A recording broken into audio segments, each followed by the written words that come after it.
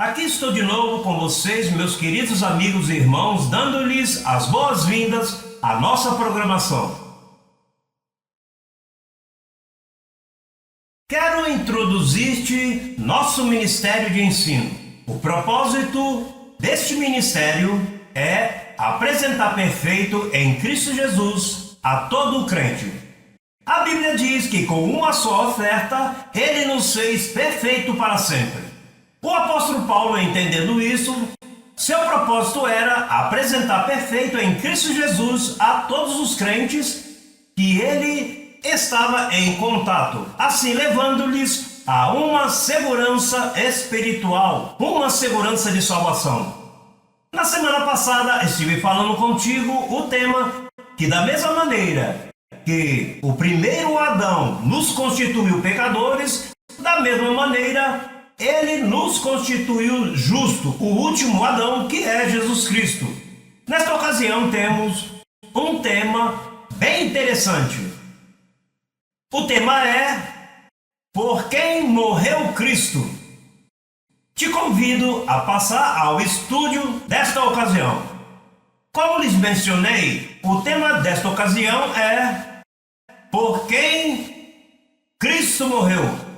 Isso é uma pergunta. Por quem Cristo morreu? Tenho que confessar-lhes que, se me perguntasse a mim pessoalmente, eu responderia: pois Cristo morreu por todo mundo. E eu imagino que muitos de vocês pensarão o mesmo. Cristo morreu por todo mundo. Por muitos anos eu pensei isto, e tratei de pregar a todo mundo pensando que todo o mundo, pois tinha a oportunidade de ser salvo. Mas quando eu cheguei à Bíblia, a Bíblia mudou minha forma de pensar. Por quê? Por causa de Mateus 26, 28. A Escritura diz, como podem ver em sua tela, veja o que diz este verso quando Cristo estava tomando a última ceia. Como diz a Escritura, diz: este é o meu sangue do novo pacto, que por muitos é derramado. Veja, por muitos. Esta escritura, ela não chamou totalmente minha atenção. Não disse que foi derramado por todos, e me pus a pensar. E então, naturalmente, pois, seguindo, estudando as escrituras, encontrei que não só uma escritura disse que Cristo morreu por muitos. Eu encontrei também em Mateus capítulo 20, verso 28, que recalca o que disse Mateus 26, quando o apóstolo disse que ele, meu servo, não veio para ser servido, senão para dar sua vida em resgate de muitos. Então, já é uma segunda escritura, e me pus a pensar, como bons estudantes da Bíblia que nós somos, nosso dever é esquadrinhar as escrituras para ver estas coisas e por que razão a Bíblia especifica em dizer que Cristo morreu por muitos. Bom, então segui lendo a escritura até que um dia eu cheguei a Hebreus capítulo 9, verso 28, aonde a escritura volta a recalcar: ele veio para levar os pecados de muitos.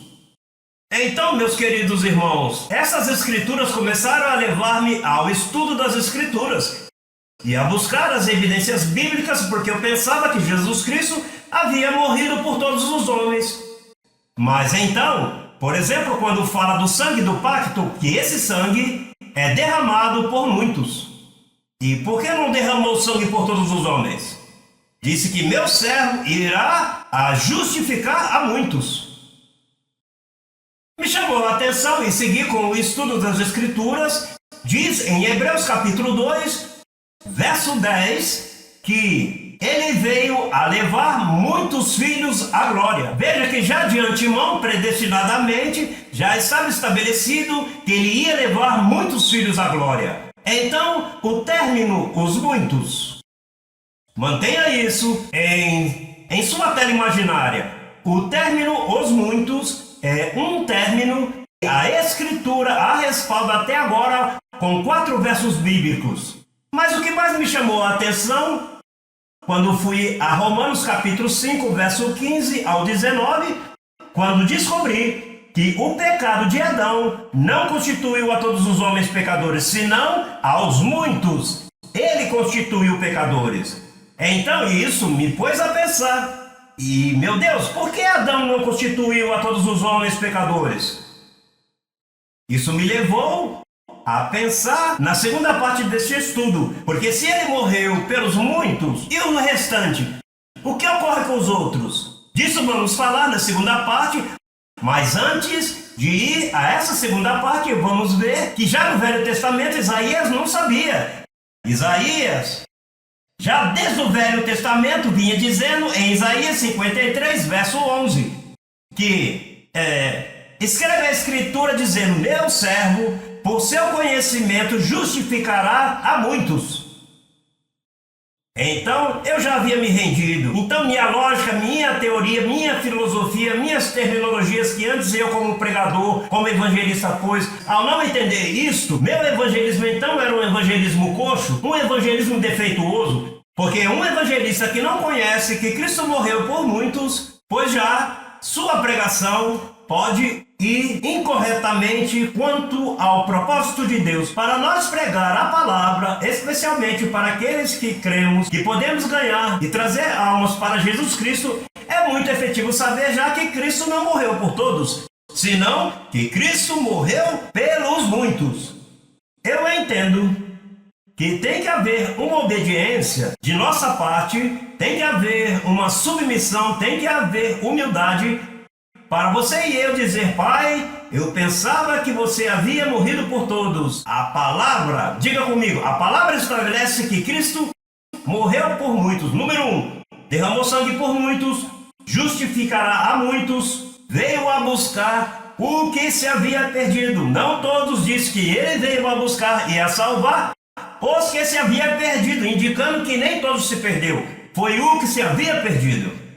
Então já o conselho começa a integrar-se e a dar-nos um ensino. Derramou sangue por muitos, veio a buscar muitos. Seu sangue foi especificamente por este propósito. Portanto, apresentamos estas 6 escrituras, ainda que seja por esta ocasião, porque o nosso tempo é limitado, dando a entender que Jesus Cristo deu sua vida pelos muitos.